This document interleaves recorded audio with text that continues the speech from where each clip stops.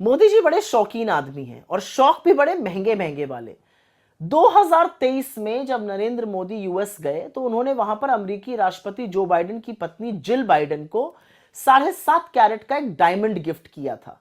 इसकी कीमत 20,000 US dollar है, मतलब करीब 18 लाख रुपए।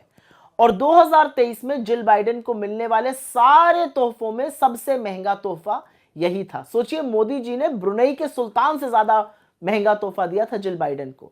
यही नहीं, आपको पता ही होगा कि ट्रंप परिवार को मोदी जी ने करीब 50,000 यूएस डॉलर, मतलब करीब 43-44 लाख के तोहफे दिए, 17 तोहफे दिए। उसमें से कुछ तोहफे इवांका ट्रंप को एक सोने का कड़ा दिया था, डोनाल्ड ट्रंप को एक 1.5 लाख की कफलिंग्स दी थी, 7 लाख रुपए का एक फूलदान दिया था, ताजमहल का एक रेप्लिका बनवाकर 4 लाख रुपए का वो दिया था। अभी अलग बात है कि भक्त बेचारे ताजमहल ही उड़वा देना चाहते हैं।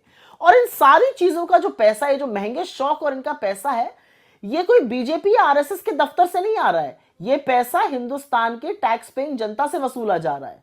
और वहीं इसके विपरीत डॉक्टर मनमोहन सिंह जी जब 2009 में अपनी पहली स्टेट विजिट यूएस गए, उन्होंने ओबामा दंपति को एक हिंदुस्तान में बना हुआ कालीन, पश्मीना का एक शॉल और तमाम किताबें, जिनके कुछ नाम मैं आपको बता देती हूँ: stories from the Panchatantra, Ancient Tales of Wit and Wisdom, The Puffin Treasury of Modern Indian Stories, The Gandhi Stories, History in the Making, और इसके अलावा History of Ancient and Early Medieval India, ऐसी किताबें गिफ्ट करनी थी। तो खैर, शौक अपना अपना और प्राथमिकताएं भी अपनी अपनी।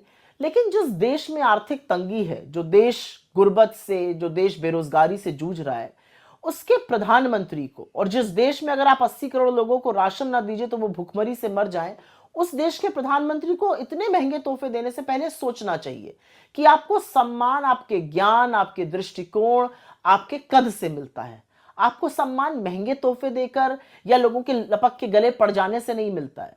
अब कौन समझाए मोदी जी को ये बातें।